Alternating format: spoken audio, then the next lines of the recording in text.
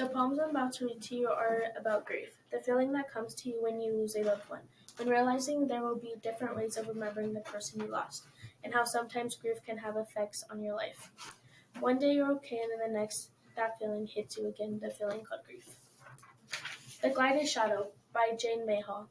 The impact is shimmering down as into a solvent liquid that I'll never hear your voice again, but through a medium like rain, or will see you but in a lightning flash, or in a nature speech and the young girth, in deadly imprint. I eagerly wait the day of your rebirth in the endless window sky, hovering cloud, really a glided shadow that lights your face outline. Waters and land permit to eagerly translated, but a stark violent, facts renewed and indented glorious seating.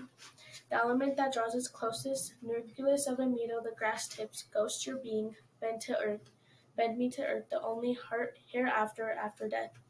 Oh, shadows beneath the sun. I don't understand it, the embracing a mystery hole in our minds. It's complex. A heartbreak survival. Father by Ted Kusher, May 19th, 1999. Today you would have been 97 if you had lived, and we would all be miserable. You and your children, driving from clinic to clinic, and anxious, fearful, hypergenic, and his fearful son and daughter asking directions, trying to read the complicated fading math of course. But with your dignity intact, you have been gone for 20 years. And I am glad for all of us, although I miss you every day. The heartbeat under your necktie, the hand cupped on the back of my neck, Old Spice in the air, your voice delighted with stories. On this day each year, you love to relate that at this moment of your rebirth, your mother glanced out the window and saw lilacs in bloom. Well, today lilacs are blooming in side yards all over Ohio, still welcoming you. No More by Mary Jo Bain. Goodbye to forever now, hello to the empty present, and goodbye to the orchard's woven, with something that looks like a seaweed. Hello to the day we looked out through the jumper smudge, burned to remember the moment. The doctoring moment is over, a sheaf of paper drops like lead.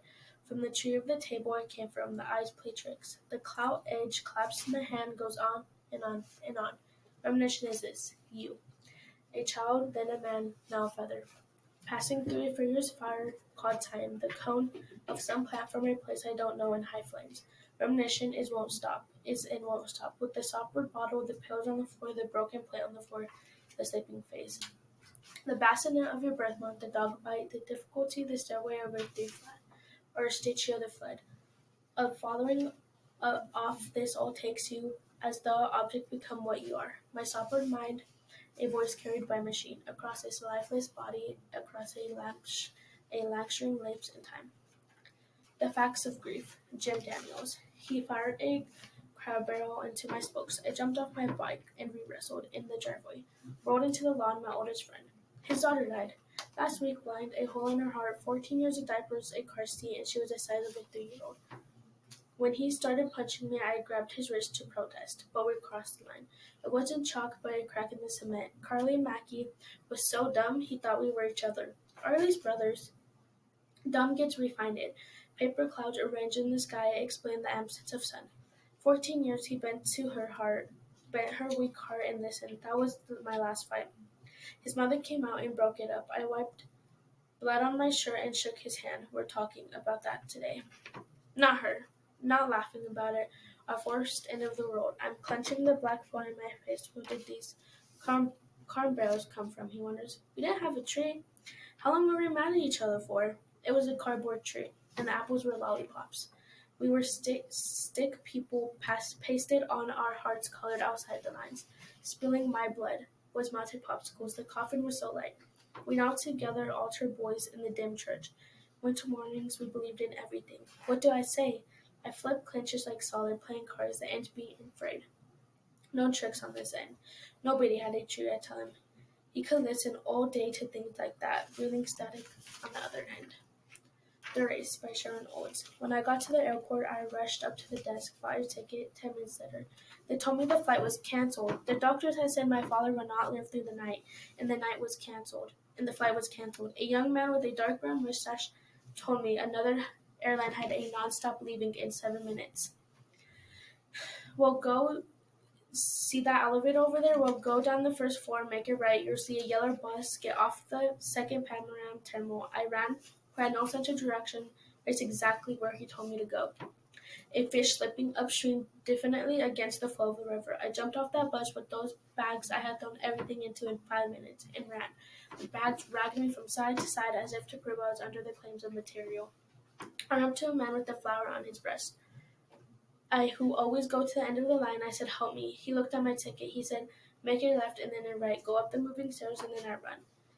I lumbered up the moving stairs at the top of the saw of the corridor, and then I took a deep breath. I said goodbye to my body, goodbye to my comfort. I used my legs as it would gladly use them up for this, to touch him again in this life. I ran the back spinning against me, wheeled and coursed in screwed orbits. I've seen pictures of women running, their belongings tied in scarves grasping in their fist.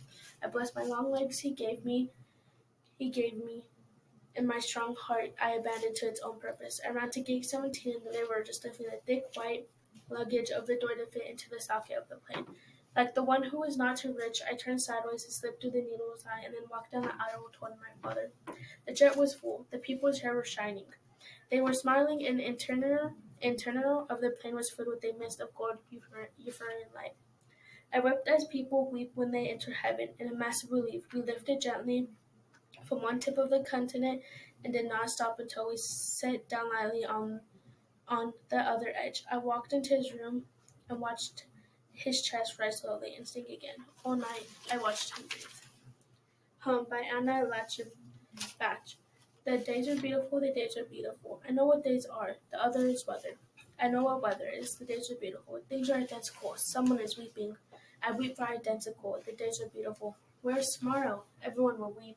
Tomorrow was yesterday, today is beautiful. Tomorrow was yesterday, today is weather. The sound of weather is everyone weeping. Everyone is identical. Everyone weeps.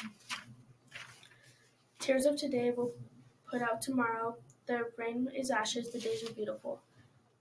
The rain falls down. The sound is falling. The sky is cloud. The days are beautiful.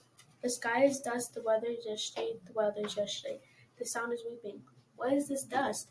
The weather is nothing. The days are beautiful. The towers are yesterday. The towers are identical. What are these ashes? Here's the hate that does not travel. Here's a rope that smells the night. Here are the words retired to their books. Here are the stones loosened from their settings. Here is the bridge over the water. Here is the place where the sun came up. Here is the season dry in the fireplace. Here are the ashes. The days are beautiful. On the Death of the Beloved by John O'Donoghue. Though we need to weep your loss, you dwell in that safe place in our hearts, where there's no storm or night or pain can reach you. Your love is like dawn brightening over our lives, awakening beneath the dark, a further adventure of color. The sound of your voice found for us, a new music that brightened everything. Though you unfolded your gaze, quickened in the joy of its beginning. You placed smiles like flowers on the altar of the heart. Your mind always sparkled with wonder at things.